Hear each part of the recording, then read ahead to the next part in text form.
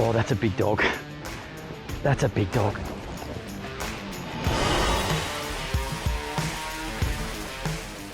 On this episode, I continue my journey in East Gippsland in search of a really big flathead. This morning, I'm heading to big sand flats and clean water.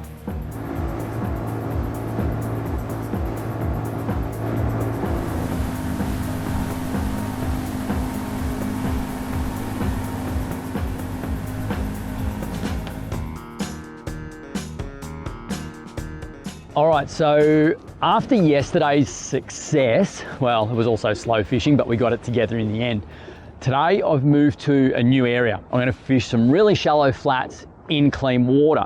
And the one thing I worked out yesterday afternoon was that the swim bait was a really good lure for me. I got not only a few fish on it, but I got some really good bites on it, really aggressive bites. So I've moved into this area this morning, and this is what we're going to do. This is my box of swim baits and glide baits. I'm going to go back to this one, the 190mm Flash Boost armor joint. Why? Because I caught fish on it yesterday. It's been a great lure for me so far.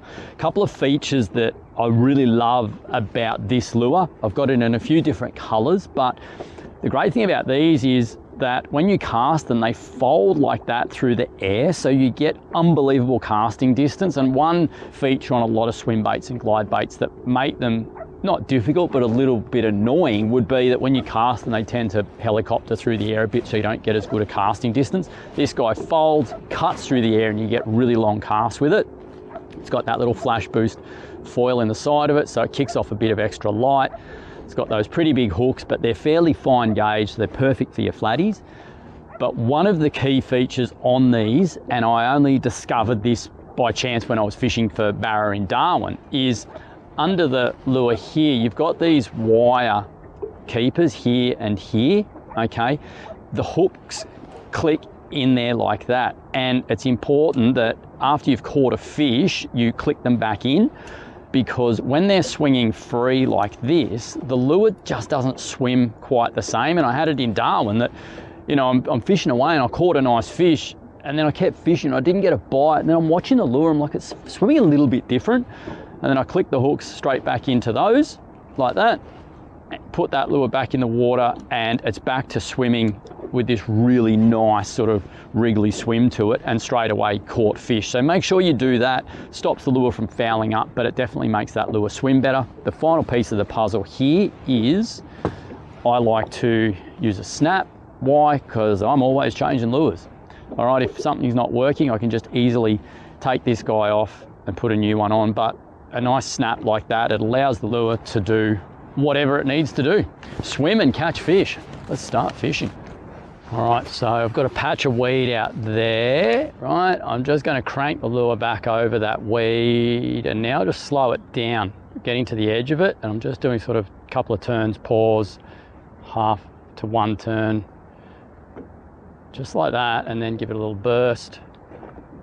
Sort of mixing the retrieve up, but I'm finding that if you give it sort of 2 to 3 turns, it'll finish up with the nose facing one way. And then if you just give it one turn, it just ends up with the nose facing the other way. So you're getting the zigzag, pause, and that's where that bright color's really helpful in this light, early morning, just being able to see where it is and what it's doing.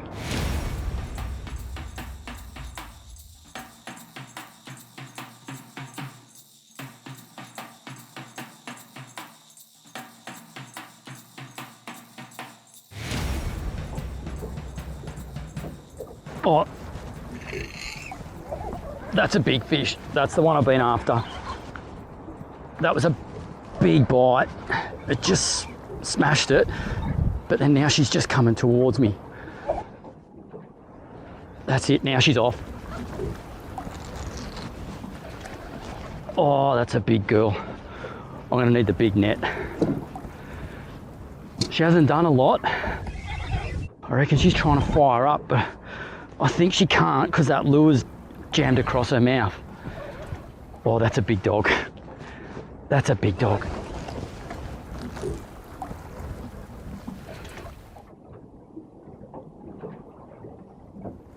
Oh.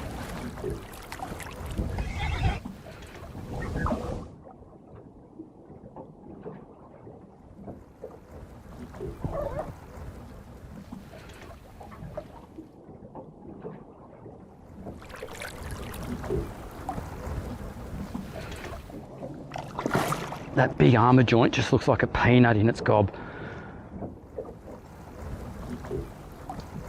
Oh, far out. What an animal. Come back this way, girl. Get in the net.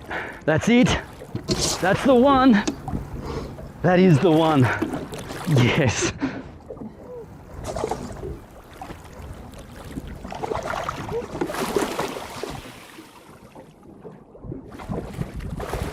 And that bite, let me tell you, was insane. It felt big. It just absolutely smashed it. All right, now I need to get her sorted. I'll just bring her in.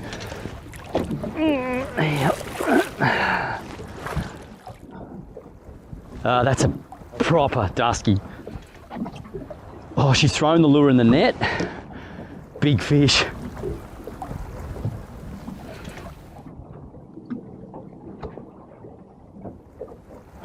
There you go, we've got the measure on her at 86 centimetres. Now I'm gonna let this girl go. There you go, just another look at her, and that is an absolute belter of a fish. Supporting her body weight. Let's get her in the water.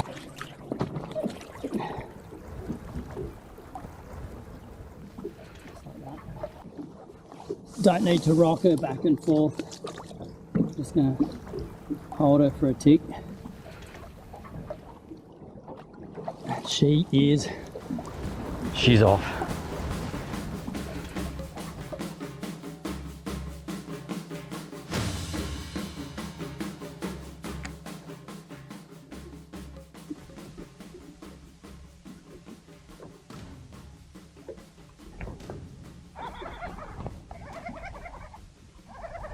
There we go.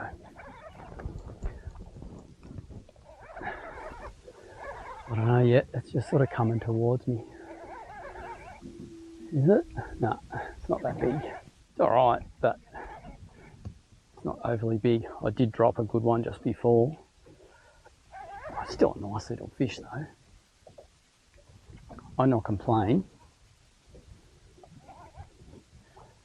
Get him out here. What I'm doing is sitting well off this edge. So I'm sitting in 2+ meters of water and I'm casting up into half a metre or less, but I'm keeping the boat well off it. I don't want to even put the boat on the edge where there's a steep rise. I'm probably 5 to 10 metres off it. So any fish that are sitting close, I'm not going to spook. Let's get this guy in the net. Oh.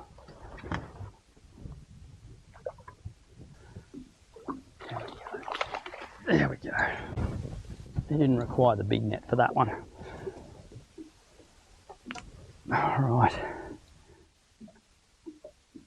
Obviously you need to be very careful with multiple sets of hooks sticking out of a fish like that.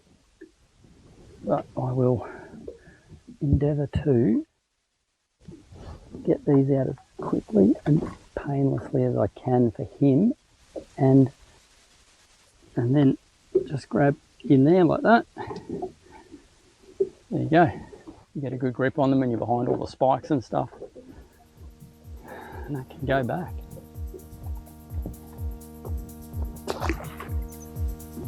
It's off.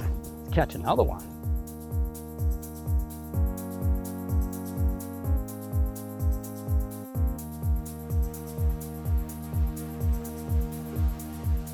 So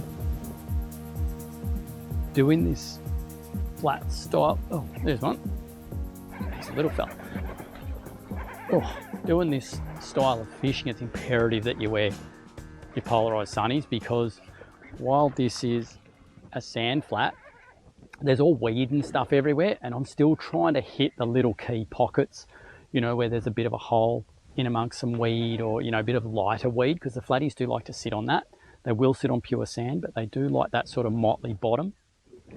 And if I take my sunnies off, I literally can hardly see anything except for the really dark patches of weed. But with the polarized on, I can clearly go, there's a sand strip in front of me, there's weed out the back, there's big holes in it, and that's where I got this guy. I pulled that lure straight through one of those sand holes and got this bite straight away. So yeah, it's important that you do that. It's important that you stay off it too. You don't want to drift over it, and you know, you want to make long casts with the wind, cast as far as you can, because these big flathead, they're spooky. So they don't like the boat being put straight over them or too close to them. There we go, another one. And look, these are a great class of fish this morning. I probably caught a dozen of these on the armour joint. And you become a bit complacent when you're just catching consistently nice sized fish. Come on, bud. Let's get it. Stop it. Stop it.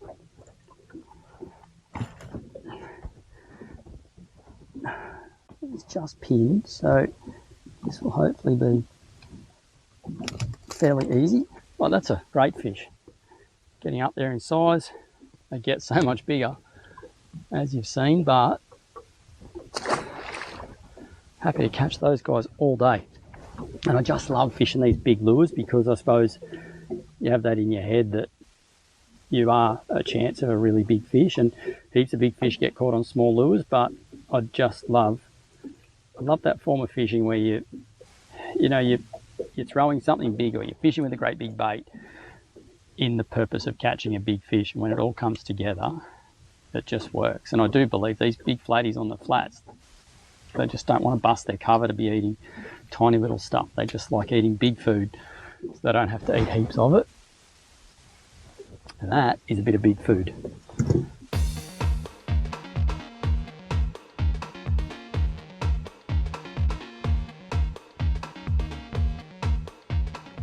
Well, I think,